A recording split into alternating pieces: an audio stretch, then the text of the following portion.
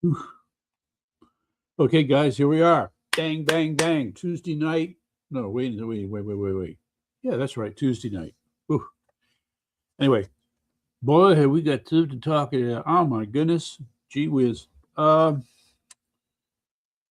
it's one of these days where I think you have a lot of things happening that are very significant and very quiet. Some of the things to talk about are not so quiet because they've been in the news, but maybe they need to get more attention. Just saying. So, and I just was like, what am I missing here? I don't know.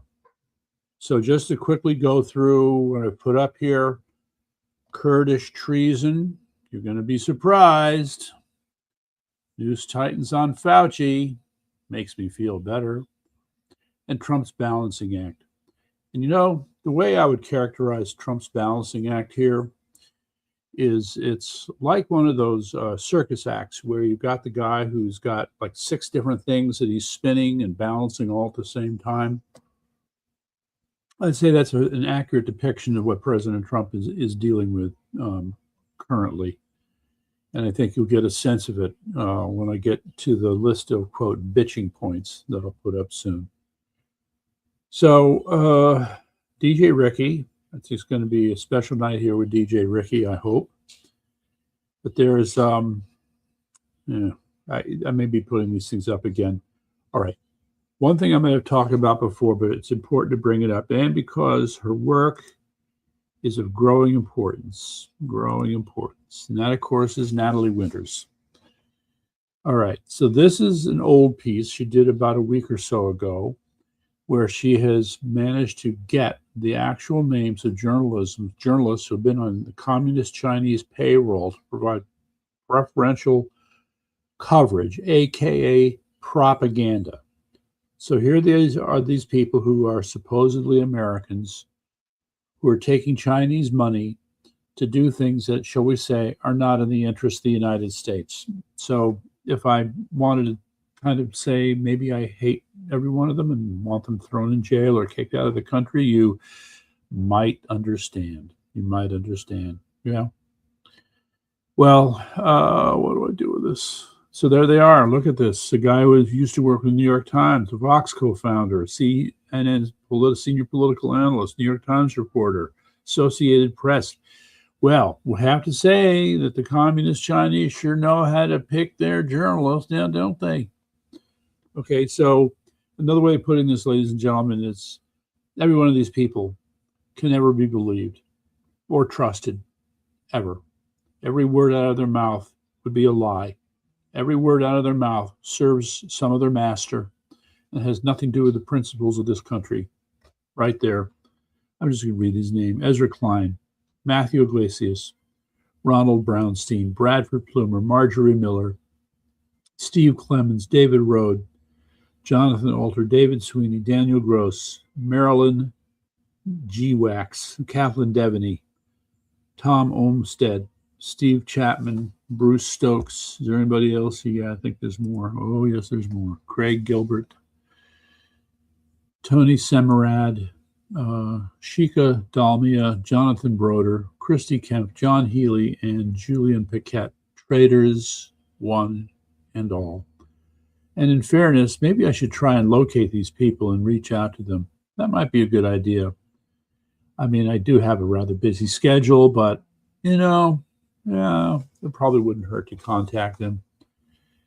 So this sets the stage, ladies and gentlemen, for other work that Natalie Winters has been doing. And I think of all the things she's presented so far, and more is coming, nothing is more shocking and disgusting than the discovery that you have members of the U.S. military shilling for communist Chinese. I thought we had security clearances, okay? I thought people had their backgrounds checked so that you would not be a part of any such thing, but apparently not. So we're looking forward to an explanation. Natalie Winters simply reported on it. And now we get to ask the questions and do a little deeper digging. So we'll get to that list too. But here are these people. Let me just give it to you one more time there. Yeah. Yeah, that's disgusting. It really is. All right, so let's put that away for now. But I'm sure I'll put it up again. Anyway, okay. Yeah. I still, how is it there are Americans like this? In World War II, people who would be caught doing this would be dead. Dead. But here they are, going walking around like it's nobody's business. It's insane. And our relationships with these countries that hate us and want to take us over are only getting worse. And yet here we have people in our own country trying to help them take over this country. No, I just don't get it. Why are they allowed to walk free? Not understanding it. Anyway, another thing we'll get to talk about here. Why don't I put up here? I'm going to put up all right, first let me talk about Kurd treason. Okay. Ladies and gentlemen, I have talked about this before, and I'm going to say it again. The thing about the Mideast that drives us in the West crazy is how easily a person, a group in the Mideast can be your friend on Monday, your enemy on Tuesday, your friend again on Wednesday, then turn you around and screw you again on Saturday. I mean, this is how they roll. And it's just astonishing. I guess this is their version of forgiveness and how you build trust, but I can't see how you can build any kind of political institutions with this kind of crap going on all the time. But maybe it's because I'm just naive. So let's put up, all right, so now that I've said that, case of the Kurds, remember, it was said back in January, we sent all these weapons to the the Iranian Kurds who are going to help us out. Nope, I am not describing Israel. I am describing the Kurds. The whole Mideast. The whole Mideast. I mean, just as one small example, Eli, Syria, okay? When Hillary was around and Assad was still in charge, okay, there was, this decision by elements of the Democrats administration to get rid of Assad. So they were trying to put together enough of an opposition to be able to throw Assad out of office. But the problem is you had unbelievable factionalism among all these people who were supposedly against Assad. They could not unite with each other because it's in their nature.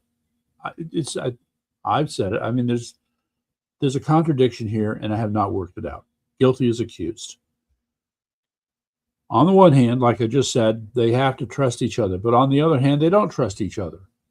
And so they have these shifting alliances that go on all the time. How are we supposed to function? Who are we going to give arms to? Who are we going to provide training to? Okay, because the guy you think you're working with one day is your enemy the next, and they've allied with somebody they wanted to kill 2 weeks ago, and now they're allies, and it's crazy.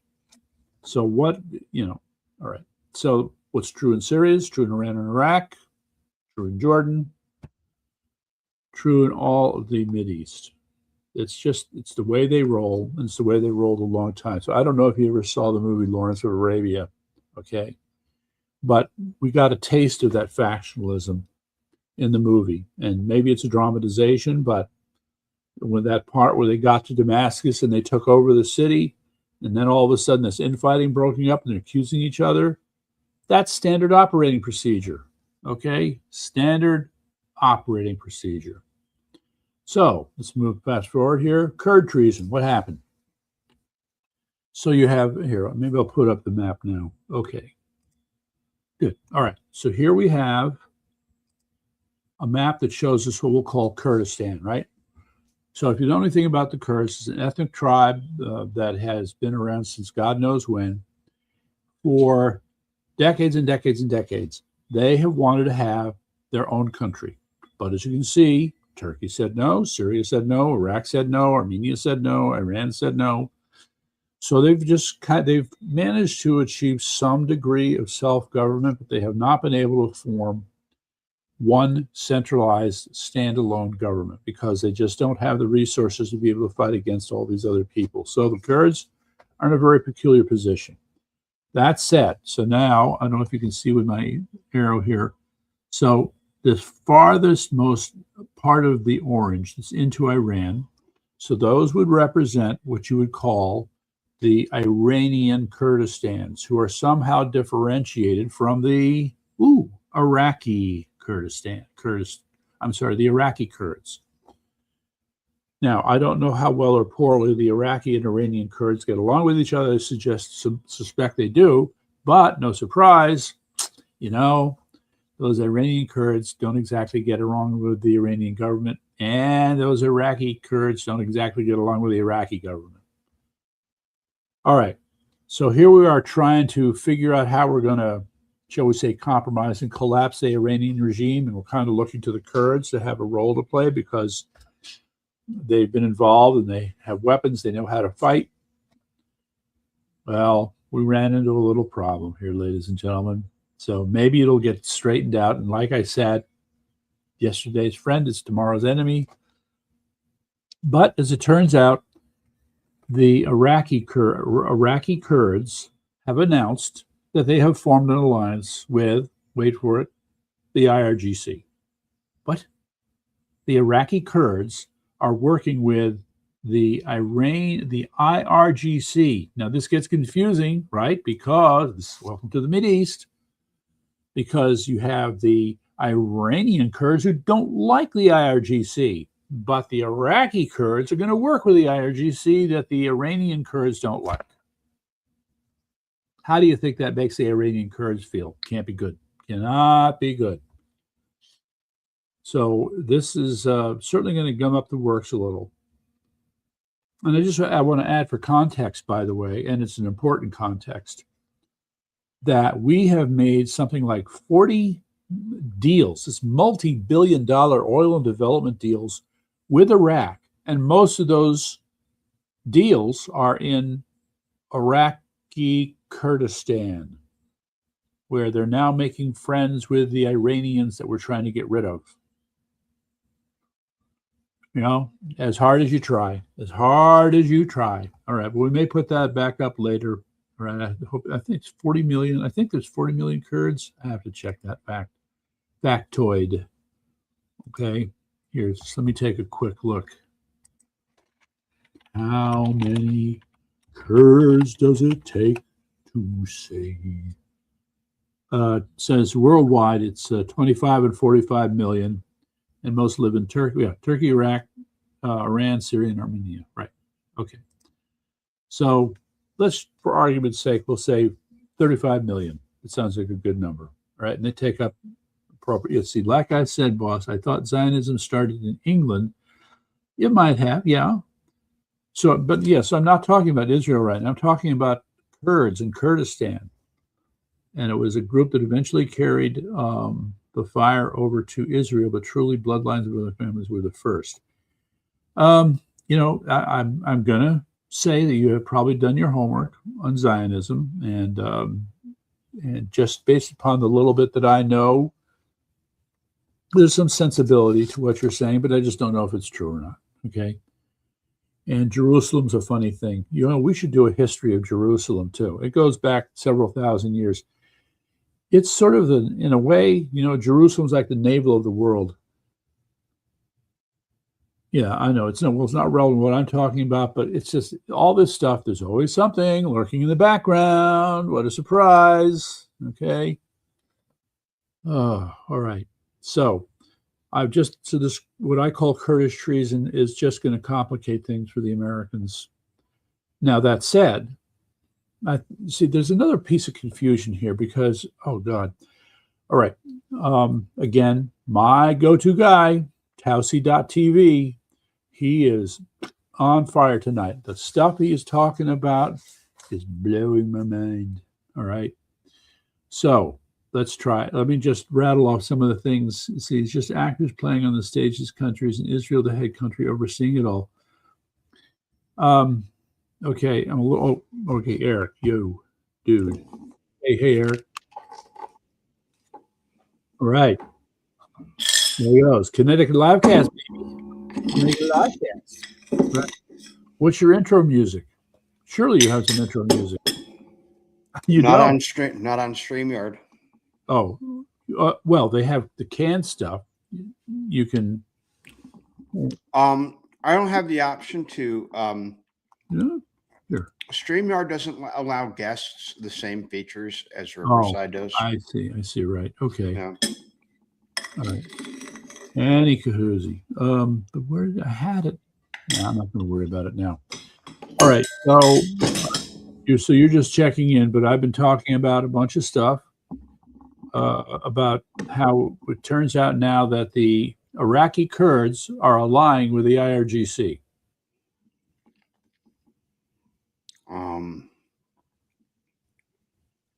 IRGC. Who is that? The Islamic Republic Guard Corps. Okay.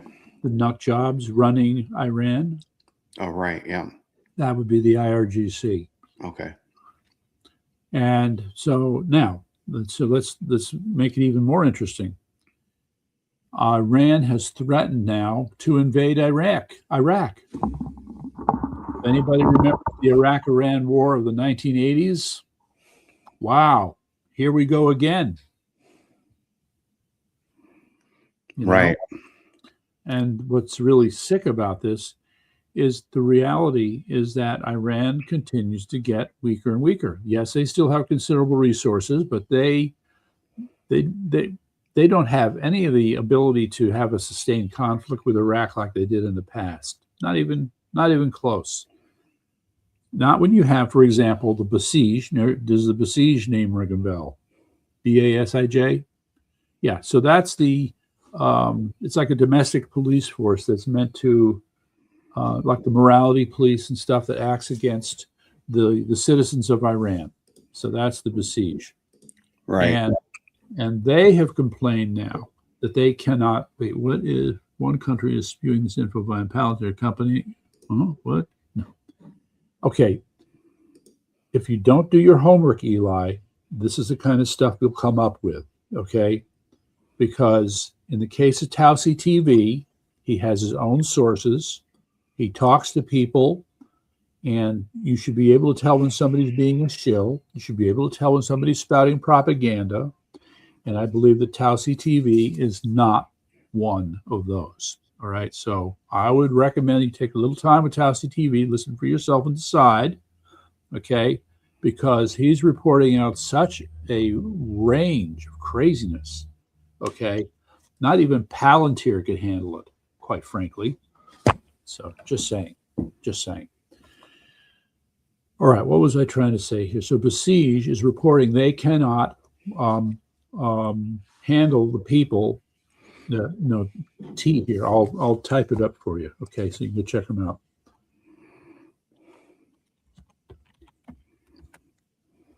There you go. Okay, so the all right, where was I on this? I lost my train of thought. Talking about Tyson, talking about all this stuff, talking about how Iran is claiming they're going to attack or invade Iraq at the same time that they've sent missiles into UAE, all right? And I don't have to tell you about all the dancing that President Trump has had to do over Oman, the Strait of Hormuz. Did you hear how President Trump has declared Strait of Hormuz American territory? No, I didn't hear about that. Yeah, all right. It gets wild. All right, so, but the problem is, see, for President Trump to declare Strait of Hormuz American territory is right after with me deciding that I own the United States of America. Just because I say it doesn't make it so. So, and I don't know what privileges President Trump is presuming by saying that piece of water belongs to us now. What? I mean, the Iranians don't care. They're going to keep firing whatever missiles they have. So I don't get it. All right, so we're left with that. So what's the other part? There's so many things. I'm losing track of them. So how does any of this seemingly correlate or not correlate to the price of fuel domestically, because the price of fuel has continued to decline. In Right. some respects, it's below $4 Well, a gallon. I'll give you a piece. The news of the most recent attacks by Iran caused the price of oil to go up 45 cents. Yeah, 45 but cents like when? today. Okay. Okay. So maybe it'll go up a little bit more tomorrow, but that's not what you call a shock. That's not what you call a crisis. All right. 45 cents a gallon. The Iranians attack and they go, oh, well, we're going to charge 45 cents more. You need to remind everybody that because of Iran's stupid actions, Saudi Arabia, UAE, the others have been looking for every means they can to divert their shipments of oil away from the Strait of Hormuz, and they've been doing a pretty good job of it. Okay? They're not all the way there, and some of these things are going to take a long time. But for all intents and purposes, Iran is dealing itself out of the oil business with doing this stuff. So go ahead, keep it up. All right, so what is the other tidbit here? All right, so there was the invasion, the attack, Kurds, And way. and yeah, very funny. And then the besiege. Now, another point about the besiege is Tauci pointed out that the Iranians do have a fallback plan here, and it's ugly, okay? And that is their fallback plan is to call in their proxies, the same proxies who killed so many people back in January and February. So they could very well try to do this again. Now, I'm not quite sure what that begins to look like, but if we have foreknowledge of this attempt to kill so many Iranian people, quote, America's got to do something. I'm going to say it. Israel's got to do something, okay? And anybody else who's in a position to put pressure on the Iranians to not do it, or to prepare the people for it, arm them, whatever, okay, so they cannot have a bloodbath like they had last time. I've got to believe that there's some way to achieve that. Right. So, all right. So all of that said, and by the way, I want to throw it in. While all this crap is going on, I mentioned the other night, I don't know if you remember, the $11 billion oil scandal. Okay, you had so-called insiders in the Iranian government who squirreled away around $11 billion in oil money. Oops, you're not supposed to do that, especially when the economy is failing. Bad move. Bad move. All right. Okay. So anyway, I'm gonna have fun putting this up over and over again. Okay.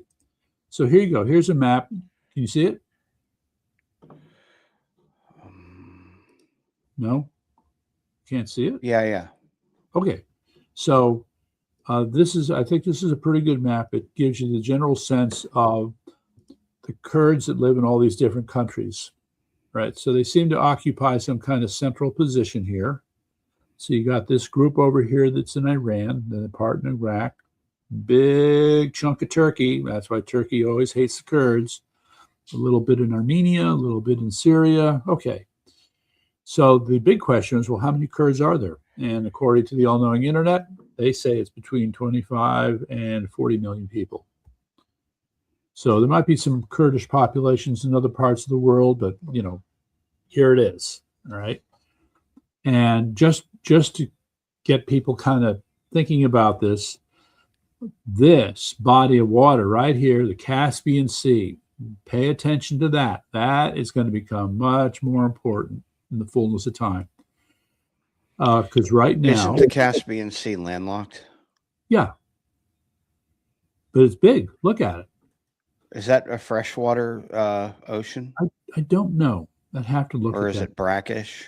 It might be brackish. I'd have to check it and guess. But okay. So you see here. I'll look it up. I'll look it up while you're doing that. Okay. So there's Armenia, and then next door, their very unfriendly neighbors, Azerbaijan. And Azerbaijan is another oil-rich country, by the way. And then north, you have that little lump there. That's Georgia. And then right above it, whoa, look at that, Russia. Hey, hot damn, there it is, Russia. You keep going up through the middle, way in the back there, you get out in them steppes, you get the idea, in Caucasus Mountains. Oh, yeah. And then I think this piece here might be Uzbekistan. I have to double check that, but you get the idea, right? What a messy area. Anyway, so as I was explaining, so if you look at Iraq, and you look at Iran, you see those two big yellow blobs or orange blobs there. So the orange blob in Iraq is now making friends with Iran. But their buddies, the orange blob in Iran, who hates Iran, is kind of caught in a tough spot. If the Iraqi Kurds are going to work with Iran and the Iranian Kurds hate them, what are you going to make of that?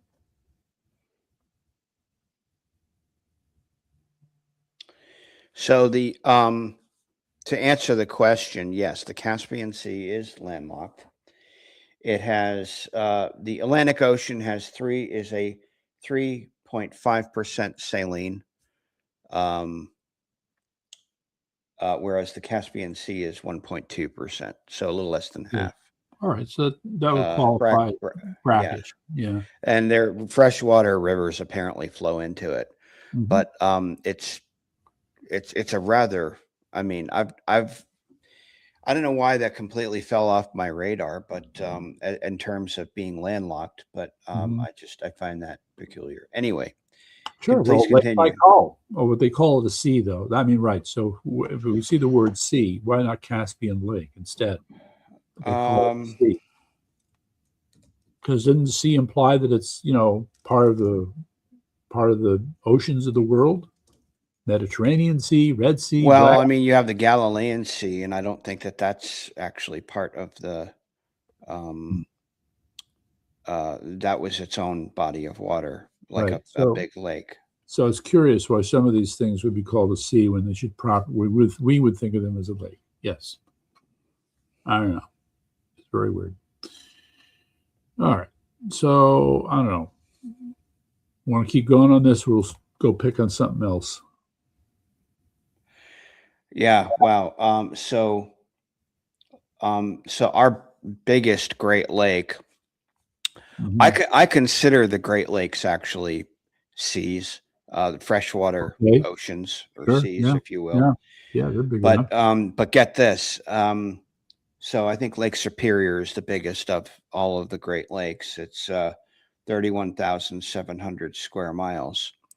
Well, the Caspian Sea dwarfs that. And the Caspian Sea is approximately 143,200 square miles. So more than double. No, that's more. That's like 6 times. Yeah, 6 times. Well, 6 times 3 is what? 6 times 3, it's 18. All right, so maybe 5 times 3. So it's about 5 times as big. All right. Okay, well, so that gives, so I guess, maybe by virtue of its size, it gets to be called a sea. So the key point, though, about the Caspian Sea is that this is the key route by which Russia is helping out Iran.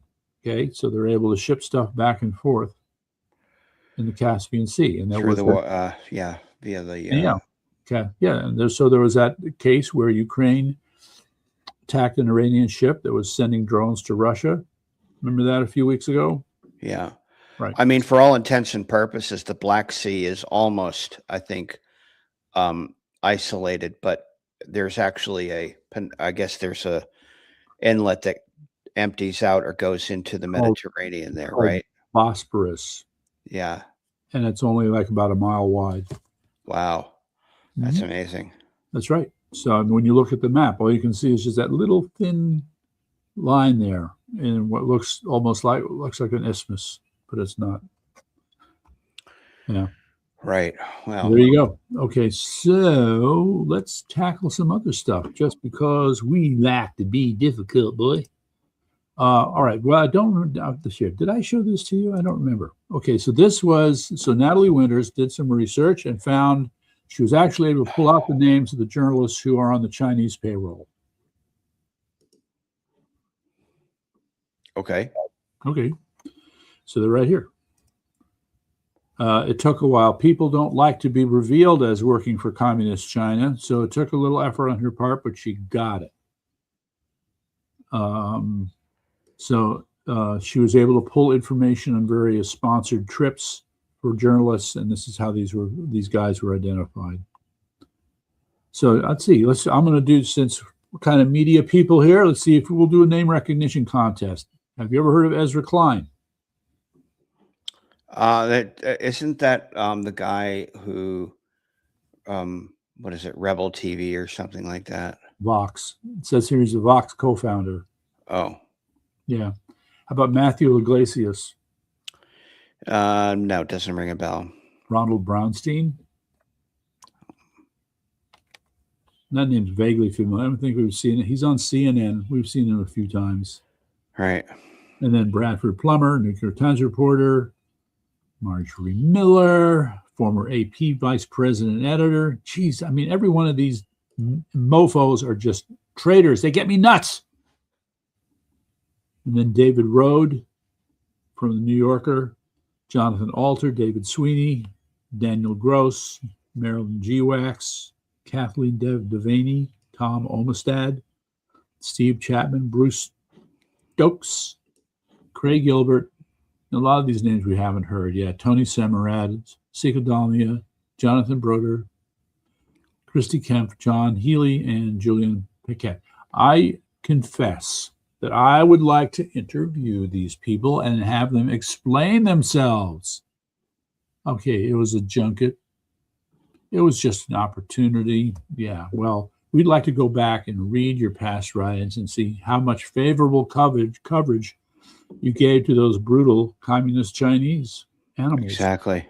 Yeah, we'd like to know. Yeah, we'd like to know.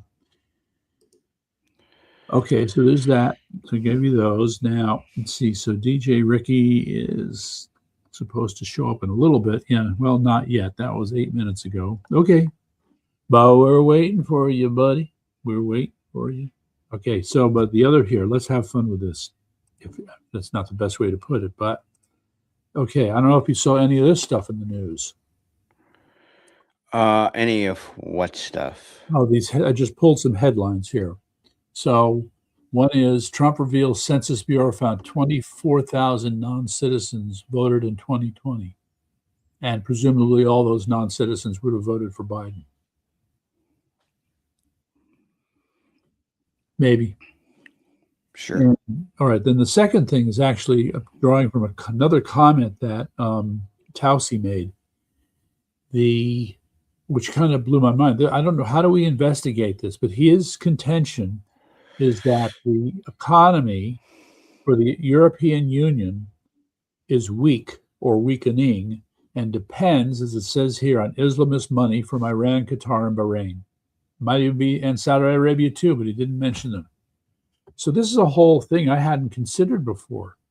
To what extent are these countries propping up the European Union? I never thought about this. Yeah. I mean, it explains why so many damn Muslims are infiltrating the country in the first place.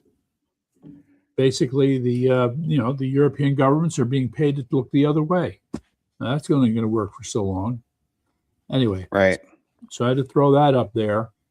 Now, this is a problem. Actually, I have a friend. I got to ask. I have a friend who works at Yale, one of the labs. I will have to ask him about this. Department of War orders research security audits at 30 U.S. academic institutions. What this comes down to is, and again, this was work that Natalie Winters had done. You have a number of researchers who work in America. They get paid by the government to do various research projects, including stuff that is militarily significant. And then these mofos turn around and take money from China to go to China and do the same research. Hmm. I don't put the sound of next to the word treason, but I guess we could find a way to do it. This is treason. You know that we're positioned to have to go to war with China, and now you're going to give them sensitive information to help them out? What the? Well, Bill Clinton did. Yes, okay. Doesn't make it any better. That's for sure. It's a long, long path here, ladies and gentlemen, of Americans who don't know what it means to be an American anymore. They just take the money and that's it.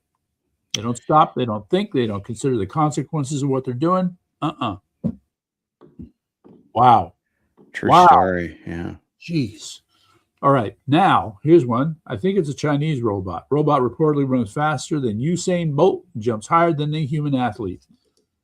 So, yeah. So there's a video that shows a weird-looking robot. But, yeah. So we'll just say that the robot that could run faster than Usain Bolt only runs a little bit faster than Usain Bolt. It's not like it blow him away.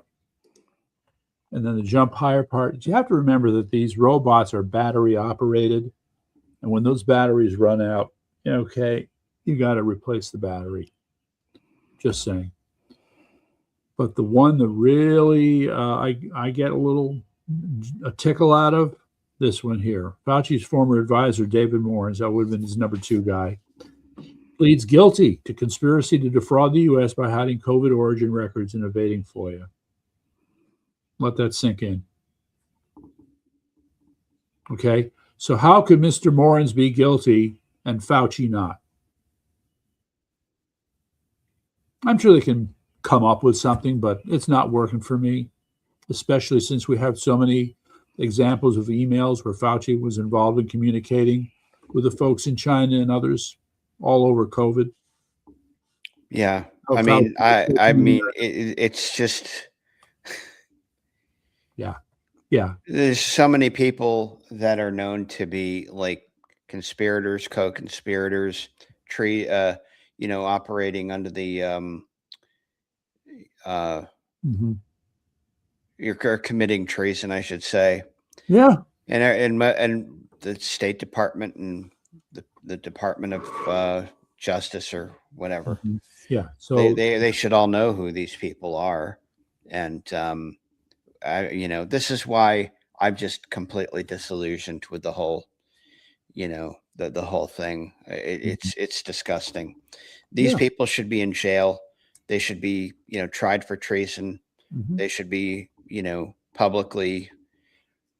Well, I mean, public execution is probably not okay. Works for me.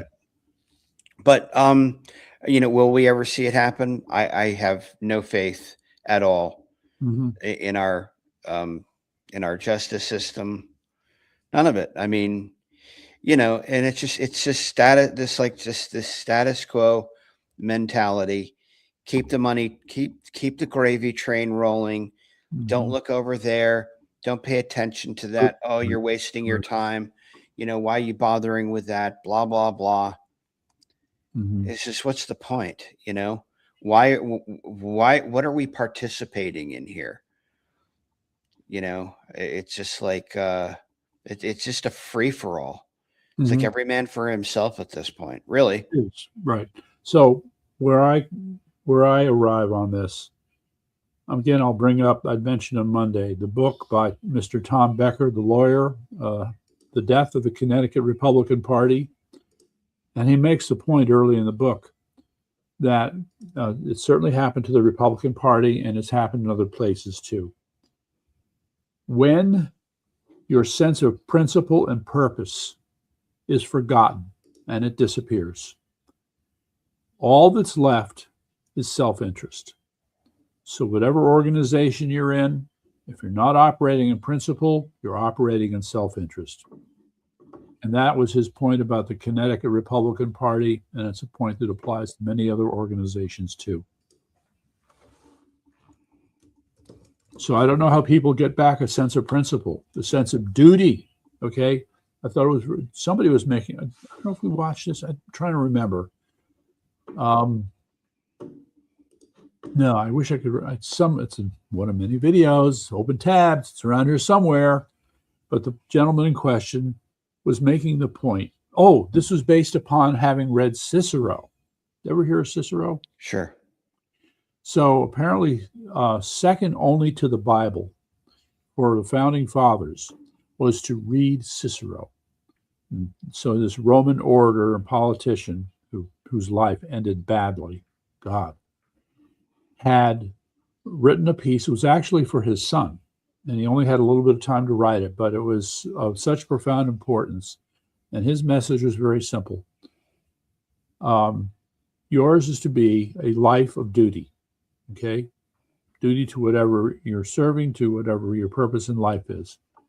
And Cicero was famous for being a very persuasive orator. So, I mean, there's that part about him to remember as well. So, note to self, I'm going to have to find the writings of Cicero. I want to read them. I never have. Big hole in my education. I can talk all I want about classicism, but if I haven't read any stuff, court, get busy. All right. There you go. Yeah. All right. So here's the thing. The guy doing this video made the point that in America, what we have seen is this transition, for lack of a better term, where we have gone from functioning on the basis of duty and honor to, hold on to your hat, permitting, allowing. All right. And there's another name for that, statutory law. Okay. I need a permit. So here's your permit. So now we're permitting you to do X. No honor, no duty, no sense of what you should or shouldn't be doing. No, we're permitting you. You're a passive party. Yeah, we're controlling you, etc. Ad nauseum.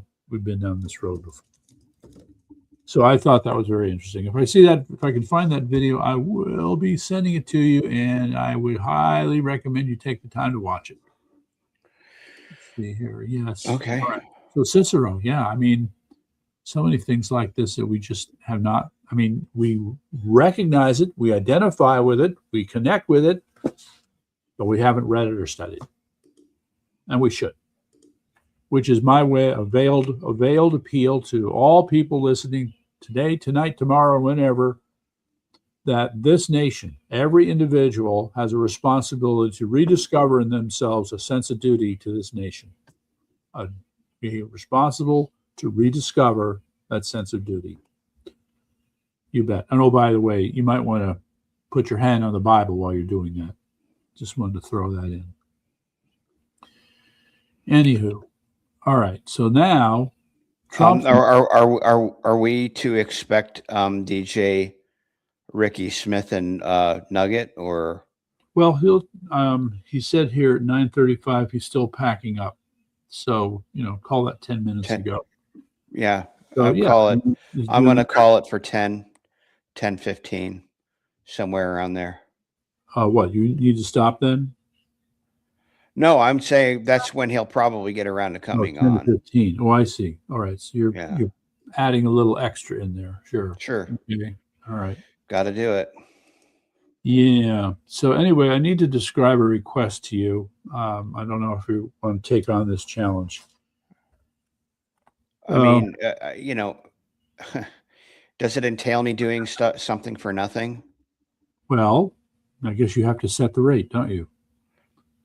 Okay. Well, what's the proposal? Okay. So in the tiny town of Guilford, there is a person running for state representative, another political newbie named, what's his name? Yeah. Chacon. Hold on. Let me get to the Go ahead. I'm not setting it up properly. So let me get to the best part.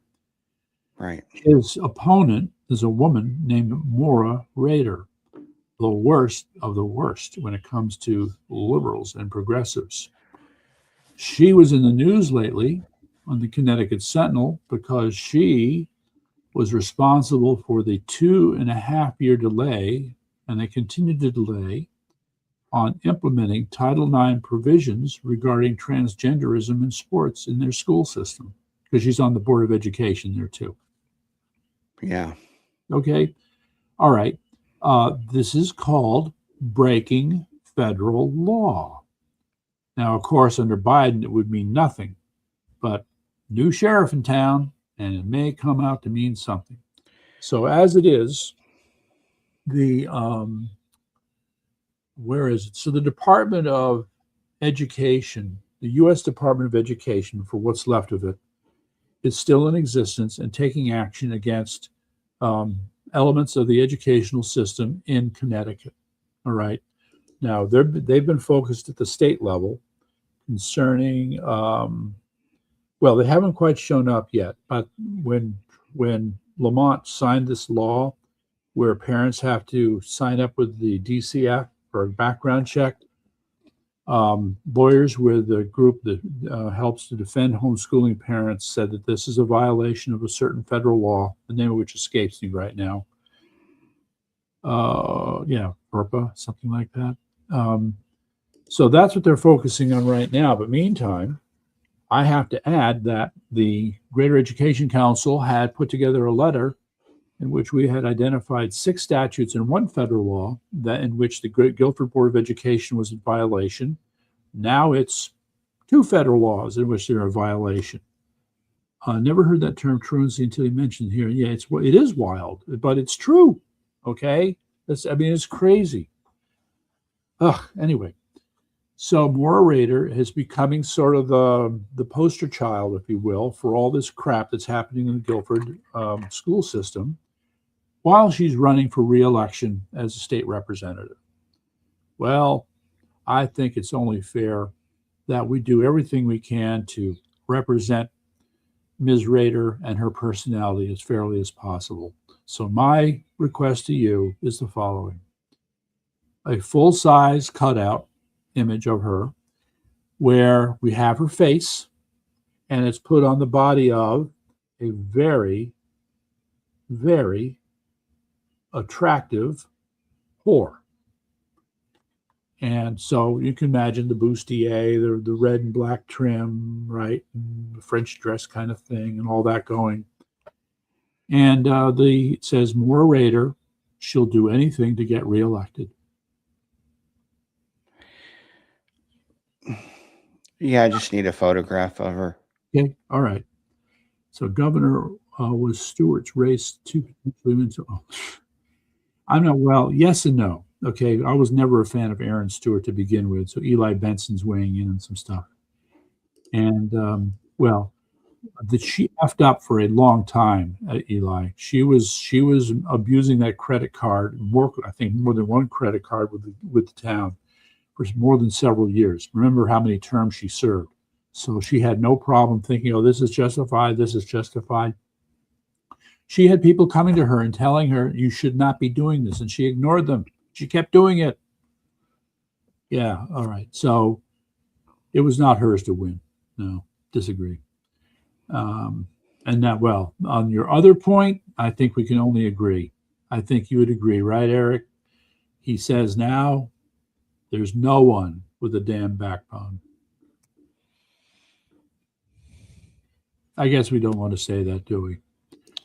Look, we know who we're supporting, and it's call it Tweedledum, Tweedledee from one point of view, if you like, but there's a difference. And even if it's not a big difference, there's enough there to say, we're picking this guy and we're not picking that guy. Right. Yes. Yeah, well, good luck with all of it, really. Okay. Yeah. And then that was the only shot this damn state was going to turn red. Look, let's just see what happened. Or first of all, my first problem, and here I'm really more of a frame of mind like Eric is, look, I am so convinced that machine fraud is so deeply embedded in our election system, there is no way that this can be fixed until we actually have true hand counting of ballots. Because until then, look, I'll give you one example. I mentioned before, I mentioned again, there is a certain device that does not belong in voting machines, especially voting machines that say are standalone and not connected to the internet. Any guesses as to what that certain device might be? How about a wireless modem? Why the hell would you have a wireless modem in a voting machine? They're supposed to be isolated. Good question. Well, the answer is easy. It's for cheating. Lots of it. Okay. You know, the wireless modem receives communication sent into Well, all. I know, but we've been talking about this since 2020. At least, yes, at least it goes 6 on. years. No, there's this guy named. Has anybody gone to jail? No. 6 years. Hold on, not so fast. Let me think. Not for the stuff we're concerned about. No. Not for this. No, nobody has gone to jail yet for the machines. Correct. There you go. Nobody's gone to jail. Yeah. Okay. So anyway, so then he says, "You really think Fazio has a chance against Lamont?" And look, yeah, what? Look,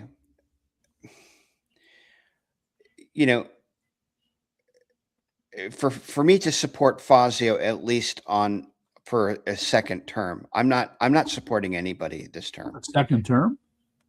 Let's assume that he gets elected. Okay, right. He's got to make a campaign promise, and he's got to hold to the campaign promise that he's going to put a moratorium on all of this affordable housing bullshit.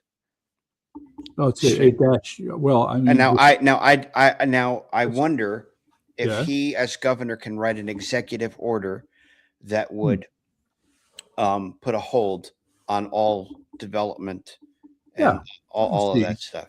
Here. So I'm going to ask a loaded question here. You ready? Can Ned Lamont write executive orders? Oops, I didn't spell it right. Yeah, governors can write executive orders for their state. Yes, that's right. All right, so the answer is yes. If he has the balls to do it, he'd do it. Right. But we're reading each other's mind, okay? Reading each other's mind. Well, you know, this is why I'd like to get on Reese on the radio and actually, you know, have a series of questions, because I really don't want to vote for anybody at all. I'm so done with all of it. His voting record, the Republicans' voting record in this state is abhorrent. It's absolutely disgusting. And like, oh, you got to vote for the Republican. I do. No, I don't. I don't have to vote for anybody. And then that way I don't feel culpable in just going along to get along. I'm no longer interested in going along to get along. I want leadership. And I don't see any leadership in the Republican Party. I see partisanship. I see bribes and payoffs. I see how much money can you raise, not what kind of policies do you have. You know, well, I'm so done with it. So done with all of it. Well, what you're complaining about comes back to what Thomas Becker wrote in his book, The Death of the Connecticut Republican Party. Okay, notice he used the word death. Okay, and when you read the book, he is about as pessimistic as they come. And I can tell you, when I met him and talked with him, the pessimism is well deserved. So you're in good company, all right, as far as that's concerned. Yeah, you know, I mean, like, can you sit down and have a conversation with one of these politicians who's not going to essentially rephrase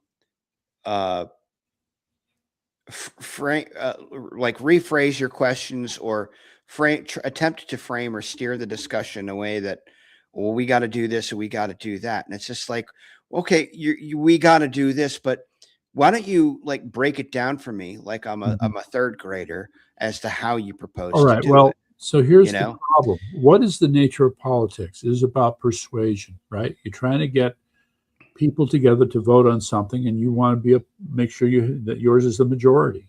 Right.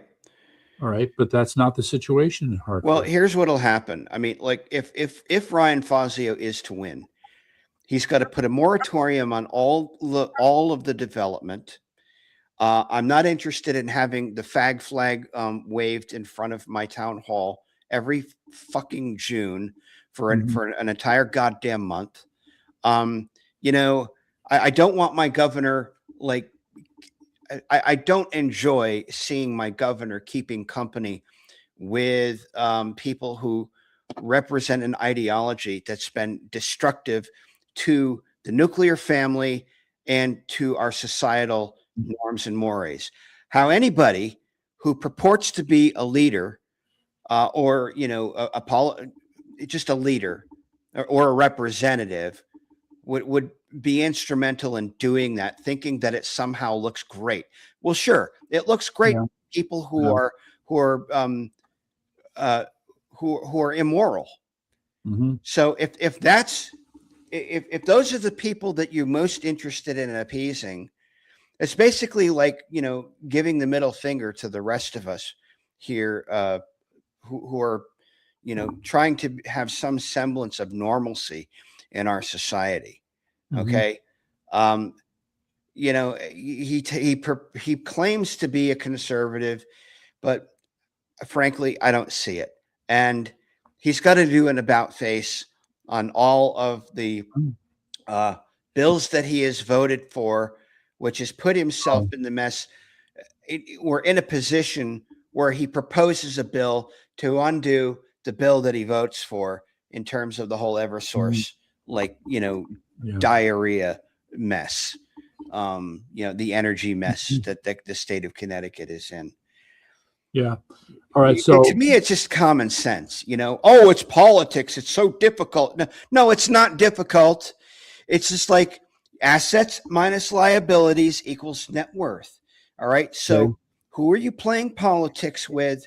And all right. who are you Oh shit! I'm here. Hold on. I got doubles going on. Good job, Eric. No, it's not difficult. Good, Eric. Good job, man. You hold on. I can't hear nothing now. I went deaf. Good job, dude. You're crushing it right now. You are. These are all the same questions I had. Sorry, guys. I just got off of show. I was listening as we were just packing up and doing everything. So yeah, you're crushing it today, Eric. Well, look. I mean, I'm done. I'm done with all of this what stuff. Did he say? I'm done with playing patty cake with all of this nonsense. I need two terms. He goes, and I go, really? Huh? Isn't that interesting? You don't. You could do an about face and turn the economy around in 3 months. Oh no, that's a tough one. No, hold up. Longer than that. Stop the bus. Yeah, it ain't that easy, Eric. Number one. No, because we don't have any manufacturing in this state anymore. I'd say the closest thing we have left in this state, I would say within 1 year, he could get contracts with companies like Atlas, Costco, and probably even corporate. They're corporate. Yeah, no, I think. Yeah, but when you have big, my point is shipping. Okay, shipping companies bring in lots and lots of things, and you need people to move those goods. Okay, you need you need an apparatus and an ecosystem to move those things. Yes, and that's a tall order. You're not going to build that in 3 months. You didn't get the memo to wear a green shirt today, Court. Why? Why a green shirt? I'm looking for anything green around here. Don't worry, you'll disappear in your screen. Don't do it. Right.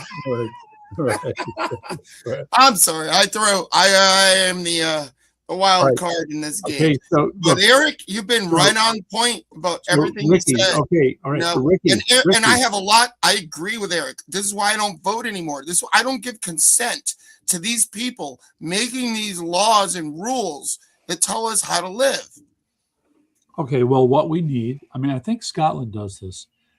There's either the vote for, the vote against, or the vote of no confidence. I don't vote for any of you mofos. Okay? So. The politics, it's a reason why they call it political theater. It is a freaking show. And it all is a show. Same with these guys. I want you guys to pay attention. You know how I talk about the problem, reaction, solution, or sometimes we call it control out of chaos.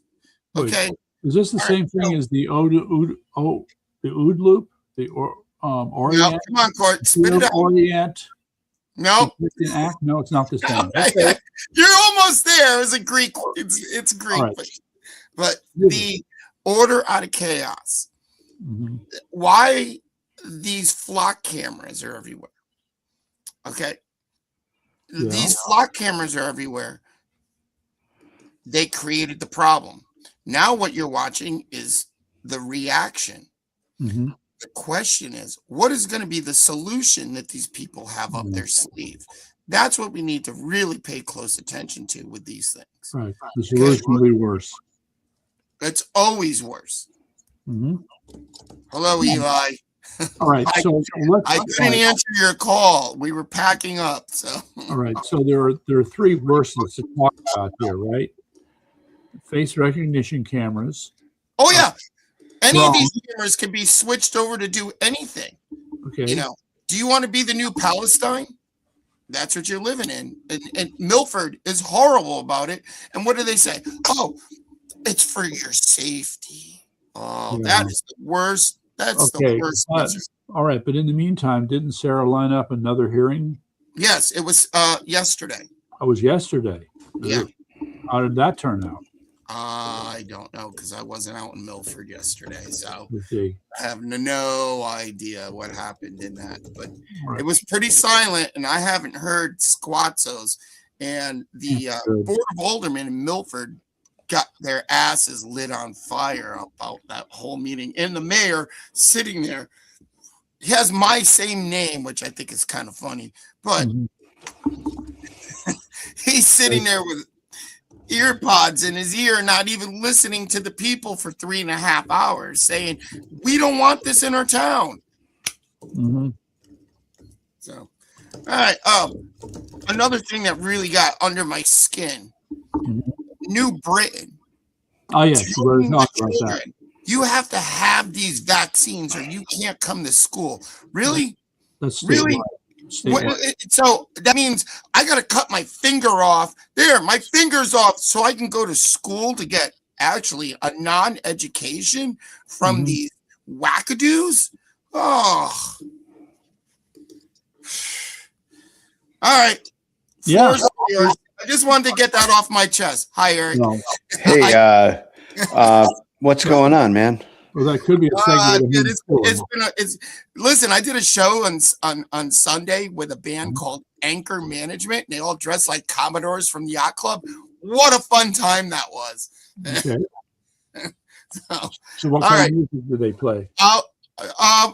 Well, you guys all call it yacht rock, but I would call it like, remember back in the day when they had K-Tel Records? Court, I know you know this. K-Tel Records, Solid Gold, the double albums. Yeah, sure. All that. It was all that stuff. It was a lot of fun. It was probably, I would say, the best show I've done in 2026 this year. It was a lot of fun. Okay. Go back to what you were talking about. I'm going to sit back, hang, see what you guys are talking about, and I will chime in from time to time. So you did a big show today? Yeah, North Haven Green, the last show. Wow. I'm happy. I think no more. I got a couple more travel shows I got to do with Stevie Nicks Experience Band, but you know, when I make it to the end of the summer, this is where I go, how the heck did I make it through all this? You know, it's like, it is so stressful because, and we our nanny died. And so, yeah, my daughter's nanny, she passed away at 8:38 a.m. on Monday. And my wife is in absolute tears. Yeah. I've been dealing with the emotional roller coaster with all of that. But sure. How long have you known this nanny? Well, my daughter's 23. So it's been a lot of years. So. Yeah, I would think.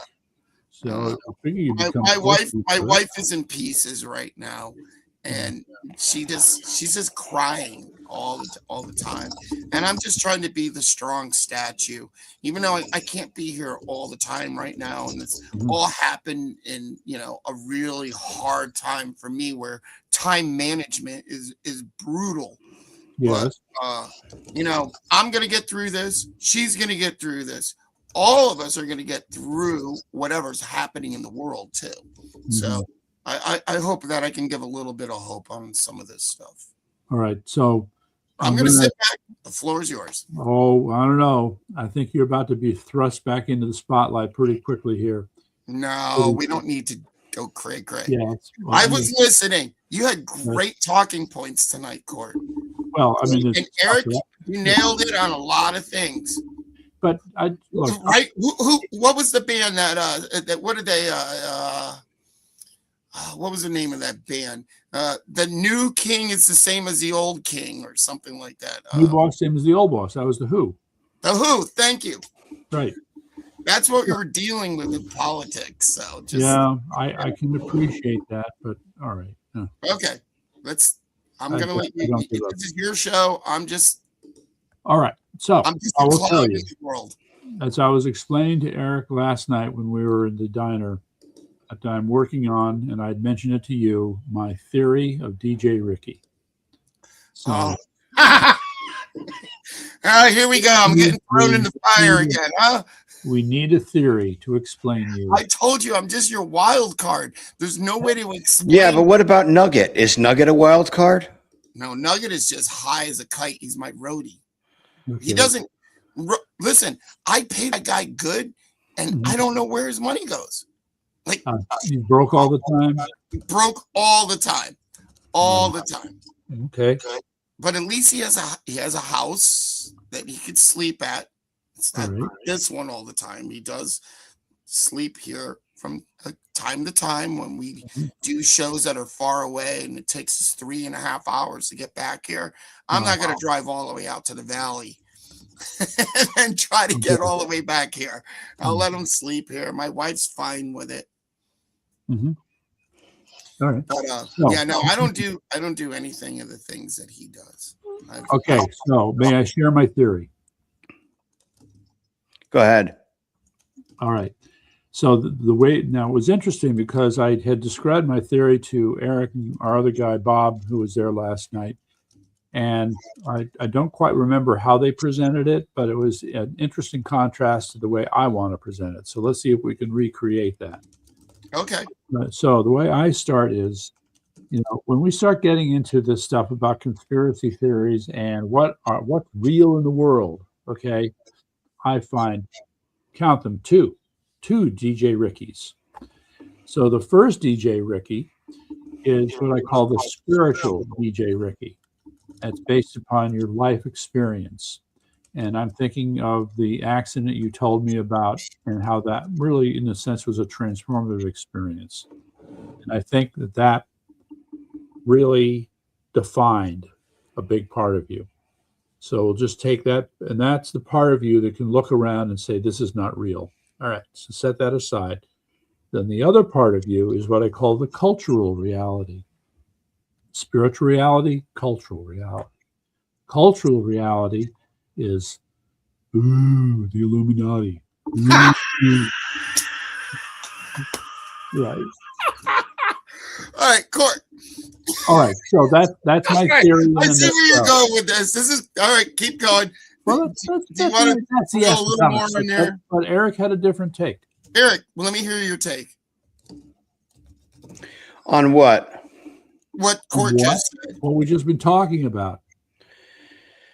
I'm sorry. My attention is a little bit diluted. So can you just help me recapitulate a little bit? So they were talking about Court saying that there's two of me. There's the one where I died and I acquired some knowledge, and then there's the conspiracy side. We're gonna go down that rabbit hole. That's all right. It's not if you're going down any rabbit hole. This is Well, I mean, it gets how we roll. This is gets into a discussion. It gets into a discussion. Well, this is your observation yes. of Ricky as a person. I'm hearing my voice. I can't like somebody's got to wear headphones or something. Hold on, Eric. I'm going to turn on. Can any of you guys wear headphones? Is that it? I mean, where does this headphone Eric, go? is that it? Give me a 1. Show me a 1 if it went away. Yeah, it's gone now. Eric, can you hear me? Now I lost everybody. No, I can hear you. Eric. No, it seems like Eric's not hearing you. No, I can hear you, Ricky. Okay. Did the echo go away? Yes, it did. All right, so it might have been me. For the third and the fifth time. I have no headphones on. I can't plug headphones in the tablet. Okay, and yeah, I'm looking around here. Where would I plug in a headphone? I understand what you're talking about with the headphones, but yeah, with this tablet that I'm using, because whenever time I try to log in with my phone, it goes haywire. Like it sounds like I'm an alien from another planet. Another plane. Okay, right. So this is not really a podcast. This is more of like a social gathering. It is a social gathering. Anyway. And there's a lot of good information that is shared among the 3 of us, or even 4 of us, or even 5 of us. Yes. Wait, are you saying they're all 3 of them are right here in this picture here? I see. Okay. Right. Cool. Yes. So. By the way, did you know Rosa DeLaura has a naked painted picture of herself? You told me about that. On the 2nd floor of her house in New Haven? Who wants to see that? She does. Maybe her husband does. Well, that's how crazy those people are.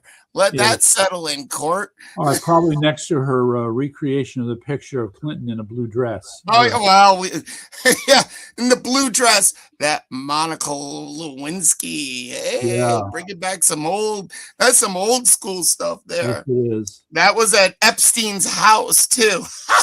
Right. Let's see. This is going to be a lot of fun tonight. All right. Anyway, so we have had, shall we say, many vigorous discussions. And these vigorous discussions start when we're trying to square, or at least from my point of view, square away on all these subjects. So I don't know if it was, whether we talk about Israel, Zionism, or the Illuminati, or it's very interesting you brought up the Zionism, because somebody told me that the Zionism is the what they're trying to push out here in the West. No, what are you calling the West? North America. Oh, North America. All right. Well, somebody put up, was it Eli? I guess. Yeah, it must have been. See if I can find it. You know what? Hold on. Yeah, he was. Fire up this computer here, yeah, he said. What's going on in the chat? So he said, I thought Zionism started in England. I'm going to see what's going on. I thought Zionism started in England, not Jerusalem. But to me, Zionism. No, it didn't. No. It had to do with, it has to do with England. I know that for a fact. And then the people came in and they were like, well, we have, hold on. I got to shut the volume off on this so it doesn't feedback. The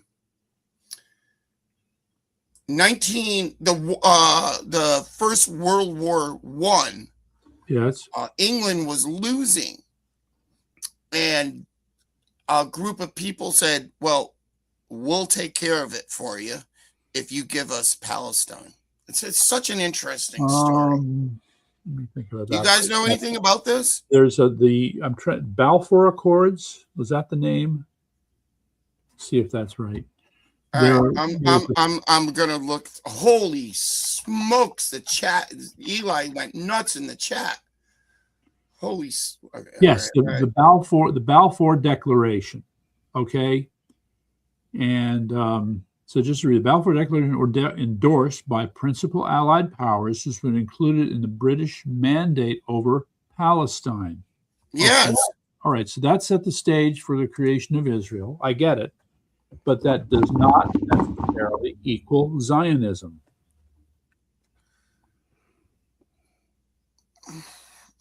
Okay. Yeah. Well, all right. Court, you always like leave it on a cliffhanger, like you Okay. want So answer I'll give you one. the Because I'm question not or your deeply statement. knowledgeable about this stuff. Okay. But it just stands to reason. Look, one of the key political figures in England in the late 1800s was a guy named Disraeli Gears. He was Jewish, a Jewish British legislator. Okay. It stands to reason that he would have been four square in the middle of this whole thing about Palestine and Zionism and finding. Well, they said we'll take out Germany if you give us Palestine. We who? If I'm correct. That makes no sense. How? Look. Because England was losing. They were the evil empire back in the day. Okay. And they were losing to Germany.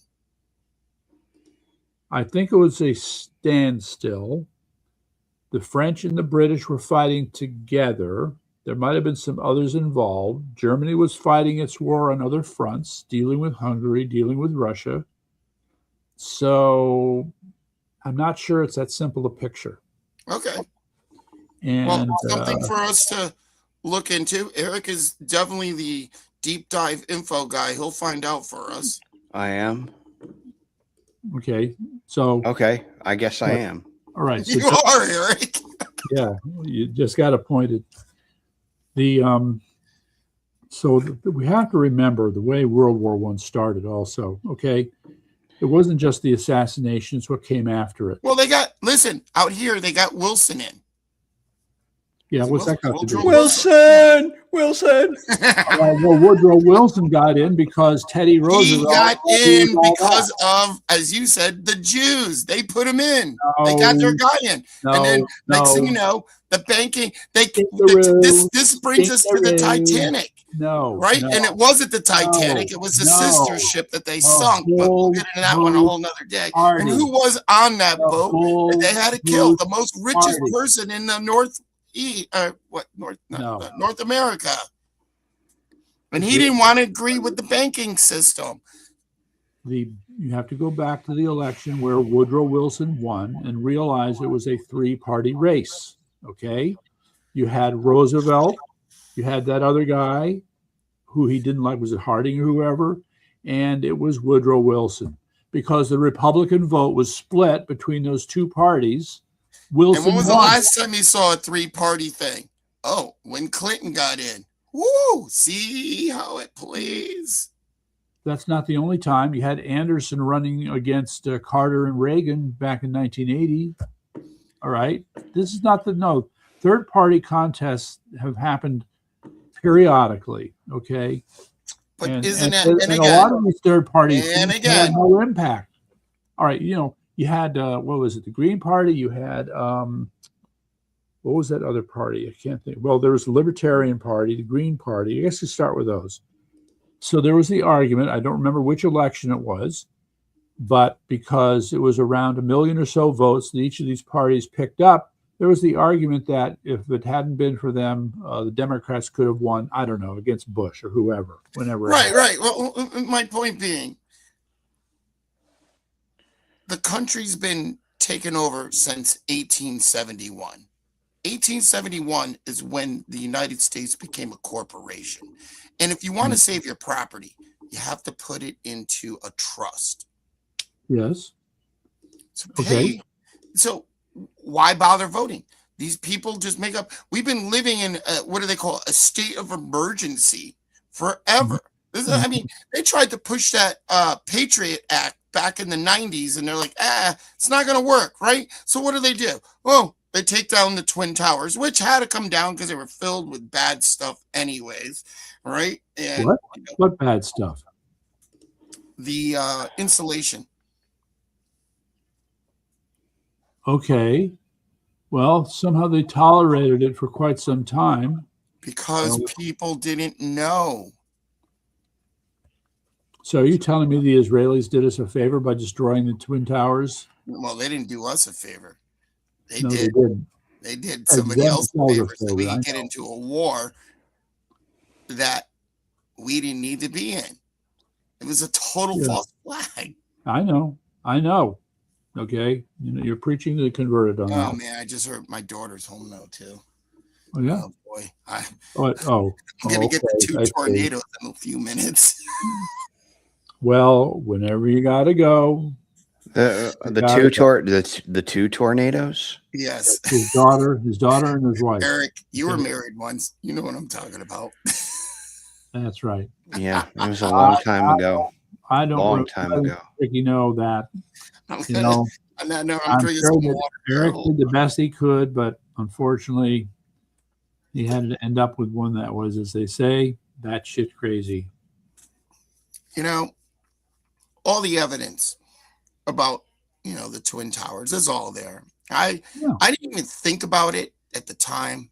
Mm-hmm. None of this Twin Towers were attacked. Mm-hmm. Right. Well, you got a whole bunch of heard all. I've looked. I've watched. The thing that made me wonder about it was I watched a video of how the Twin Towers were built. Okay. So I had an understanding of the mechanism of those buildings, and they wanted those to be their new Tower of Babel. Okay. They wanted those. You got World Trade Centers in every major city in the world. Call them the World Trade Centers for a reason. Well, yes, because everybody wants to trade with the world. Look who was behind it, the Rockefellers. Right. So you have all this. This is the cultural part of Ricky coming out.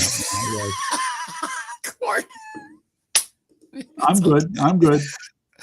I'm just throwing stuff against the wall. We're going to see what sticks today. All right. Okay. I'm not saying I'm right. I don't know. I'm not saying I'm wrong. It's the Rickster brow. I heard flying around. Okay, well, my problem is whatever you're trying to get to stick against the wall, I want to turn into a sculpture that we can all appreciate. And it's not working. Yeah, it's the Rickster brow. It's all right. But I mean, come on, we have pictures of the detonation fuses, boxes of them in there, and it's like, no, they didn't blow that up. Come on, don't be so gullible, people. No, my go-to. They came down in 13 seconds. It looked exactly like those old VHS movies where they're blowing up Vegas. It doesn't look any different.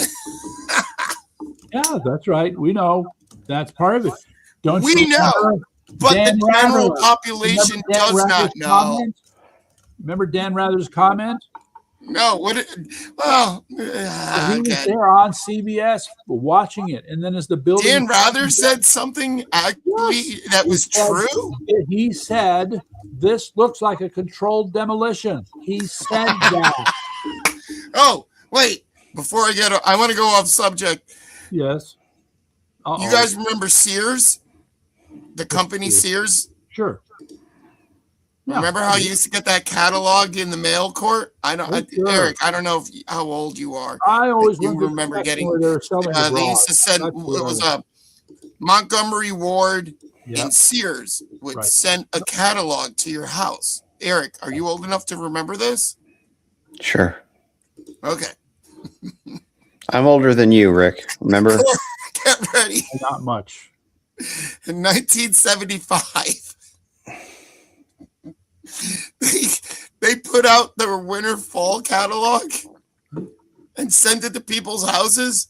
Okay. And on page 602 was the guy with his Johnson hanging out of his boxers.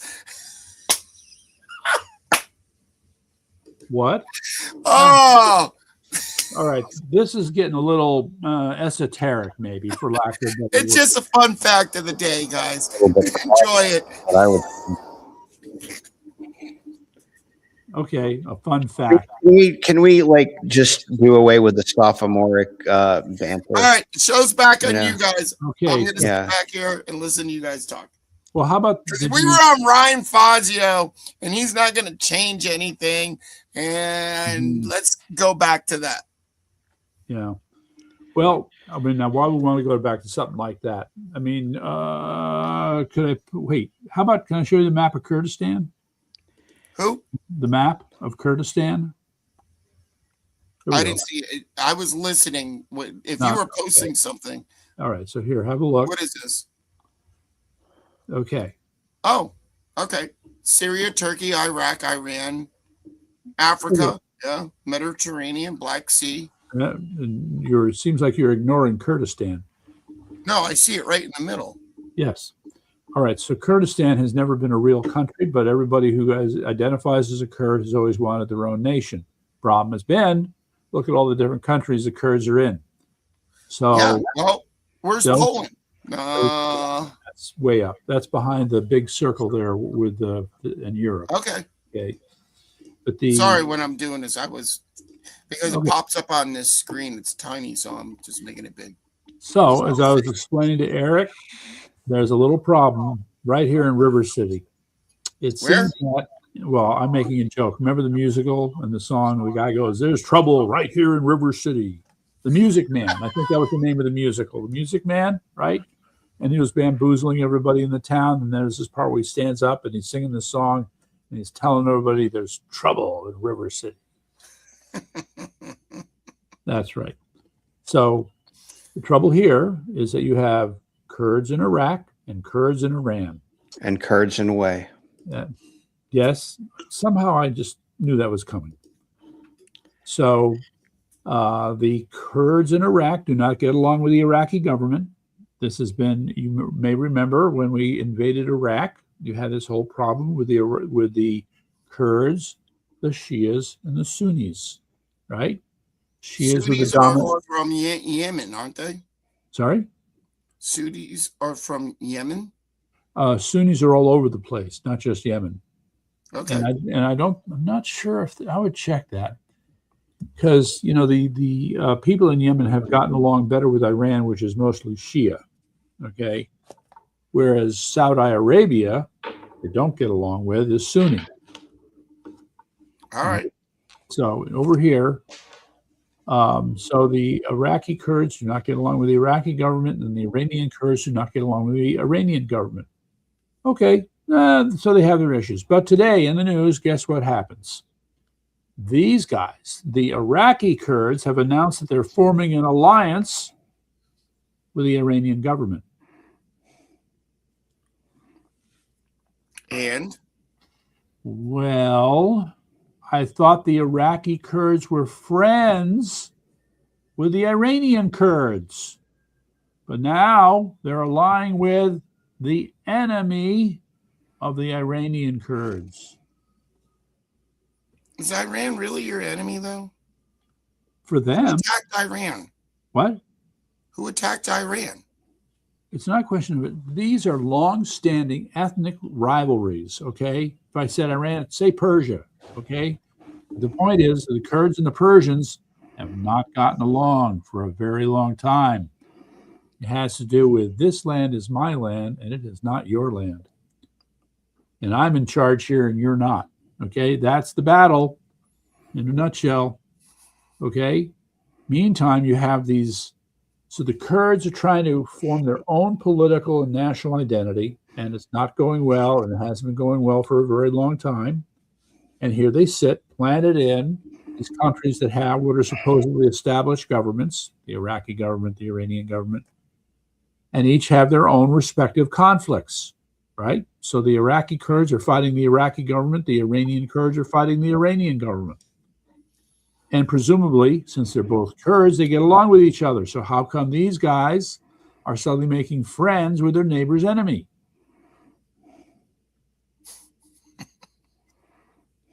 Okay. And, okay, so that's just for opening. You're asking a question. I just don't know if you want me to answer that or you already know the answer. And you want to see if my answer matches what you have in your mind. No, you are. My answer would be, this is so crazy, I don't even know where to begin, okay? I don't pretend to, quote, understand this, but this has been my point all along. These people can never get along with each other, All right. I don't know if it's that bad, Court. Oh, it's that bad. Believe me. Believe me. Look, I mean, it's a given that culturally, these guys, when they hold a grudge, they hold a grudge. We're talking 500 years. Okay. So you'll have people remembering that one tribe did something to another tribe's member 500 years ago, and they're still pissed off. Okay? I mean, to you and me, this is nuts, but this is how they roll. Okay? Why do you think this particular area is so sought after? Sought after? Yes.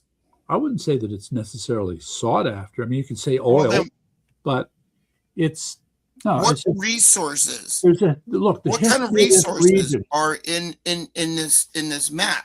What is going on over there that the resources of the area are so important? A lot of them sell almonds. Maybe they're fighting over almonds. I don't know. Nuts? Yes, that's right. Turkish almonds, Iranian almonds. Iranian almonds are very popular. My squirrels are going to have a freak out about this conversation tomorrow. Almonds? When are you going to give us some almonds? We'd love it. Yeah, we'll set you up. Oh, I've done that. They actually prefer the roasted peanuts more than the almonds, though. Okay, interesting. Oh, this is fun. How about pine nuts? Have you ever given them pine nuts? Eric, what are you deep diving into over there? Nothing. I'm just nothing. Okay. So, all right. Well, I'm going to go back to another point. So earlier, Ricky, you were complimenting Eric on how he was hitting it, nailing it, crushing it. He was. All right. Well, there's just one problem. If Eric was ranting, okay, if he was, sincerely on fire, your point would apply, but that's not the emotion with which Eric was delivering this message. His message was it wasn't. He doesn't believe in politicians. No, disgust. What I was taking from I would say it was more like all disgust. politicians. Well, I think liars. that it doesn't matter if the sentiment listen to you. If the sentiment is sincere, whether it's disgust or enthusiastic or whatever, if it's coming from a sincere or an honest place, it just resonates with people. I mean, I'm not suggesting that you're being dishonest. It's just that the nature of his compliment is such that if you're up on a soapbox and just holding forth, but that's not how you feel. That's not the emotion that's coming across. The emotion that's coming across is more like, I'm fed up, despair. I don't care about this anymore. Well, right. I have, but I've also expressed solutions to some of the things that would make someone like Ryan Fazio more appealing. Right. And I would say that there are probably plenty of people that agree and think as I do. The problem is I think some people are just afraid to say it, or don't know how to say it, or don't know how to articulate it. They know what it is, but they can't quite put their finger on it. They're like, I'm not really enthusiastic about Fazio. So in other words, if someone were to come to you and say, well, what would Fazio need to do to get your vote? And so I'm basically spelling it out for Ryan Fazio and his team. Okay. And as to like, you want my vote? This is what you got to do. If you want a lot more votes, this is what you got to do. Because quite frankly, you're like warm milk. I mean, this is kind of the and then this infighting or whatever. He's not even warm milk. He's tepid milk. Yeah, whatever. It's been sitting. It's the glass of milk that's been sitting on the counter, for 3 or 4 hours or whatever it is, and it's just. Well, that's only the pasteurized milk that goes bad, not real milk. Well, right, but anyway, so. Right. Well, actually, I had to drop that little doozy in there. Go ahead. Yeah. Anyway, but if Ryan Fauci has the power of the veto, he has the power of executive order. If he can't get legislation passed because everything is packed with Democrats, he could conceivably, albeit it's not something I would agree with, but it seems to be the direction that we've been going is essentially governed by fiat, and that would be through executive order. And so a moratorium on all housing developments, a moratorium on all, what do you call it? Public benefits charges, a moratorium on all of that stuff. I mean, he's got he would have the executive branch to be able to do these things, right? Right. So, some sentiments have been expressed to me that he's kind of in the Teamsters or the unions' back pockets with thus and so or whatever. So there's no choice. It's Connecticut. Well, look, everybody has a choice. Everybody has a choice.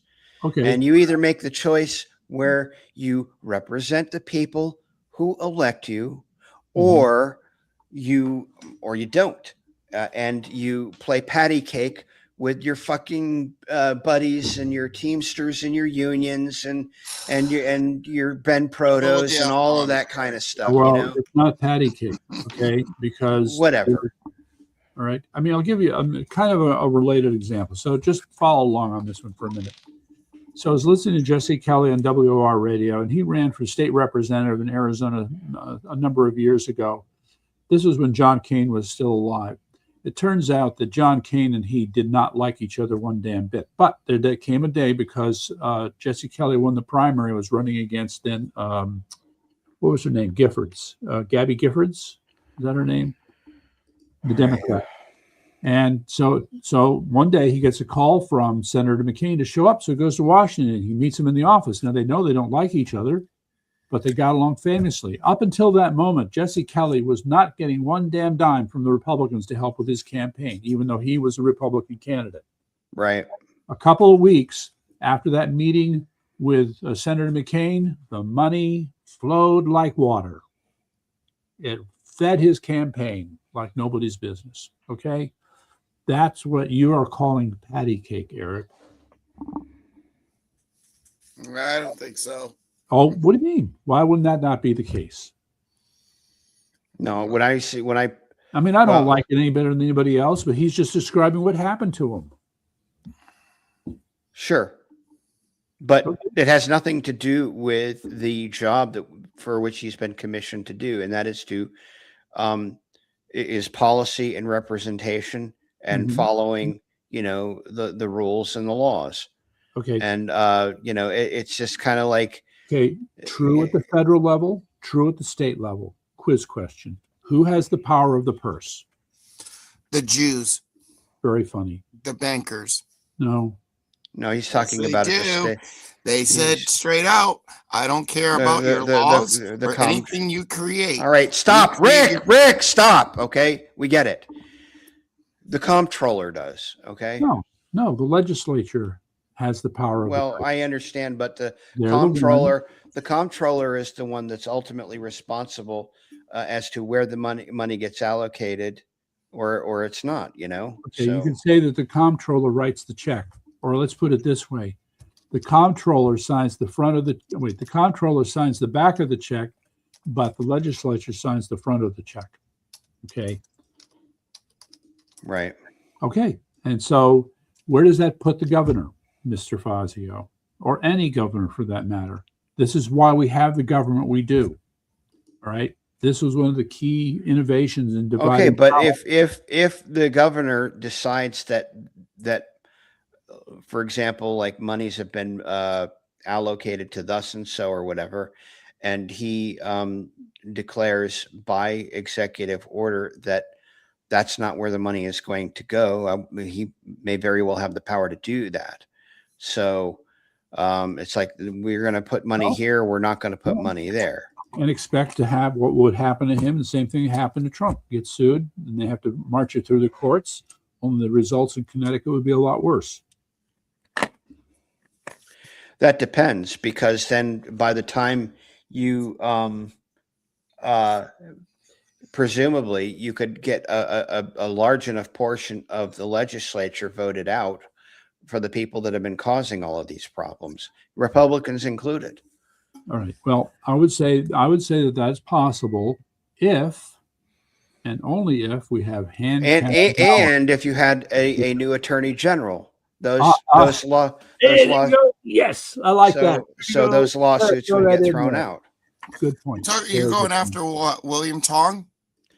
No. See, what court is saying is that if Ryan Fazio decides to rule by executive order, which he can, then what would happen is you would get retaliatory action from the legislature because of monies that they've allocated to funnel into their various programs and so forth. And so what they would do is they would file suit.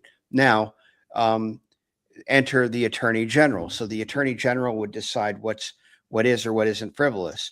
Now, Betsy McCoy had a rather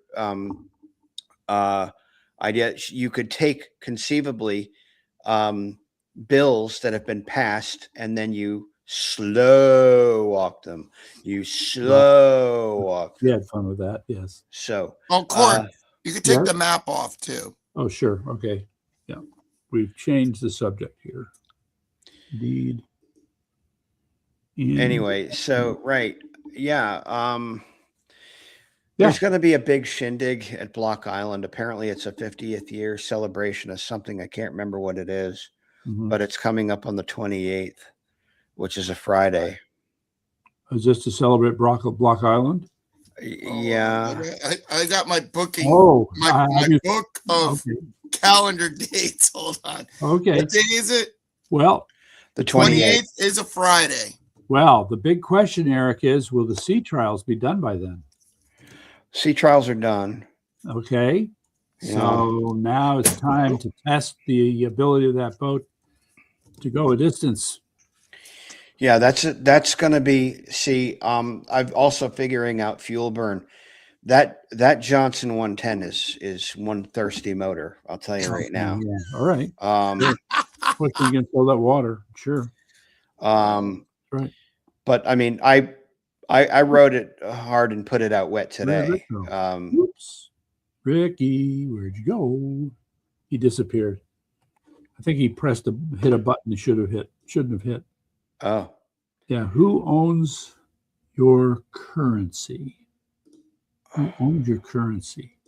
Well, when it's in my possession, I own it. Yep, he's back. Okay. Sorry about that. There was water on the screen and I went to wipe it off and I clicked myself out. See, there you go. It had to be something like that. All right. Meantime, so we're trying to bore you to tears about the intricacies of government here, boy. Hey, listen, a lot of people don't understand government. Yes. Government, the control over the people. But hey, I'm sitting here as a spectator enjoying the show with you all. All right. So anyway, so Ricky, you talked about who owns your currency. Oh, the Jews. Is that what you want to say? The Jews own your currency. Actually, I don't have nothing against the Jews. Okay. It's a made up name. They're not. Oh, the Hebrew. It's the Hebrew. It's not even a race. It's not even a race. Don't worry about it. Race. The people that have taken over this country, they took it over from inside, and it's so obvious. Yes, but what is? And I'm allowed to kind of talk about some of this stuff. Right. I even made a joke when I was on PLR. Yeah. I go, you have to let my APAC manager come in the room with me as I'm talking about conspiracy theories, right? Yeah. And I gave him a fake taser, right? A fake taser? Yeah, so he can pretend like he was tasing me on the radio for telling the truth. Yeah, right? Oh, I see. Right? And Yeah. Well, how did Chaz that? is like, Ricky, not today, not today, not today. Yeah. Well, I think he's also saying not tomorrow or ever too. I go, all right, Chaz, I'll play the game. I'll play the game with you. Mm-hmm. I just let little bits and pieces out on that interview. Yeah. On that radio show. Anyway. But it was look, I'm not allowed to say a lot of the things that I found out about. About all right, the world. Let's start with the Freemasons. The normal Freemasons. They don't even like, you're like, hey, yeah, I'm a Freemason, I'm in the club. No, you're not. No, yeah. You're not in there. You're So not in there. You're just like the guy that, hey, I want to rent a hall from you. Can I rent that hall? And all of them, you walk in, why do they have that black and white checkered floor? Ooh. Yeah. Yes. Okay. Anyway, so I was gonna say, and then, all these different things. All right, Eli has a contribution here. Yeah, well, I like the conversation tonight. It was so when good. Joe Rogan went against Theo Von in that one episode. Oh, Theo.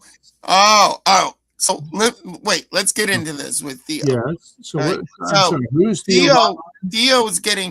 Theo is having his moment, mm-hmm. and he is pushing back against what he now knows is the evil in the world. He, as somebody out there would say, he grew up on third base. He was born on third base.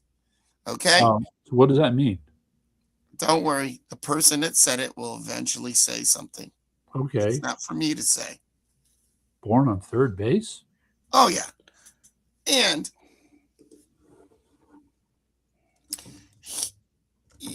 this comes back to Isaac Cappy. Oh, yeah. So, like I said, I started to watch that. I get the sense that it's a very sad story. Yes. Again, another person that came from that particular. I don't want to say world because it's not really a world. It's culture. Okay. Community. Culture. And he couldn't take it anymore. He'd seen things that he had to get off his chest. All right. So the thing is, though, that he's reporting on things that other people have reported as well. Yeah. Well, this is why Joe Rogan told him, you need to go check yourself into a mental institution. Wait, he said this why did Joe Rogan say that to Theo? Are you suggesting? Don't worry about it. I have the answer, Court. Okay, I'm listening. Because the reason why was because Theo was realizing what was happening around his world. And Joe was trying to save him so that he doesn't get suicided. Oh, I see. Wow. Now tell me again. So tell me again. That's why Joe said what he said. Anybody know who Theo Von is? I do. Is he an actor, a singer, a dancer? He's a dude. He's a dude, just like me. A wild card on a show. Okay. Nobody. It's just a wild card, right? Or does he have his own channel? I don't know, Court. That's for you guys to investigate. That's not my job to tell you all my this. Goodness. So the full name, you're going to love this. Oh. His full name. Here we go. His full name. What's going on here? Theodore Kapitani von Kernatowski III. What? Kernatowski? I love my boys out there in the internet world. Yes, he has his own podcast. Got here late. Still, all right. Well, I want to talk to Evil Empire about Candace. How do you feel about Candace Owens? Oh, I think Candace Owens is a total psyop too. Really? Okay. Oh, absolutely. And what was the other one? Oh, the flock cameras. I told you. Yes. They created the problem. Yes. So far, so now, good. what are you watching? The reaction. And we really need to think about what is their final solution that they're trying to push on us. Yeah, all right. And then the same thing with New Britain. Oh, you have to have the plunger pushed in you or you can't come to school. Come on, man. Like, well, the problem is worse than just being vaccinated to go to school. It's the number of. But what is a vaccination? It's nothing. A vaccination doesn't help you. God gave you everything you needed. That would not be true. That's false. That is a fallacy, Court. I'm going to call you out on that one. Yeah, well, I'm calling you out because not all vaccines are the same. Not all vaccines treat the same kind of disease. Anything that you were born, God made you. Okay? God made you. You have everything that you need as you were born and created by the Creator. Okay? So putting poison in your bloodstream is not going to make your immune system better. It's going to hurt your immune system. All right, well, let's go back in time. Do you remember the story of how the smallpox vaccine was created? Oh, let's go. Smallpox. It was poisoning the water wells. Cowpox. We'll leave it at that. Cowpox. Hello. In other words, you took anything off of a cow. Okay, I'm going to sign off for tonight, guys. I got to go. All right, Eric, good seeing you, brother. Yep. Right. Take care. All right. Good night. Yes. All right, Court. All right. Well, smallpox. And what did they say cured it? Oh, a shot from a cow. Right? Remember that crap? Okay. The whole point is that the immune system was, quote, stimulated, aroused, because that's what immune systems do. And it was able to reduce the effect of actual smallpox because this would be the reason why everyone fell for the story of Dr. Fauci and his AIDS and all the other crud that is happening down I here. would say that one's a little more complicated. Because no, it isn't. It's very easy, Court. Was it Project 219? Was that it? The tabletop simulation, right? I can say it. A lot of people can't say that word, but I can. You know, I have friends that said, are you worried about being killed? And I said, no. When? Time to time when they ask me about, you know, exposing the truth. And I said, no, I really don't. I don't have a fear. I don't have a fear of death because death is going to just bring me back to where I'm going back to the Creator. Well, boy, it sure doesn't look to me like you're in a hurry. Oh, you know, you be down here for 100 years and you tell me what it feels like. Yeah, I can assure you I'm a little bit older, and I can tell you I do enjoy everything that you bring to this channel, Court. You're really good at it. I really like the content. I loved you exposing everything. You've been very good at it. Well, it just seems like there's more and more to expose. Jesus. Well, wait till we get the picture of naked Rosa DeLaura and put that on this, right? The audience will flee in terror. No, they won't. Yes. No, they won't, Court. All right, I'm going to say it. Are you telling me there's some number of men that will look at a picture and start jerking off? I don't think so.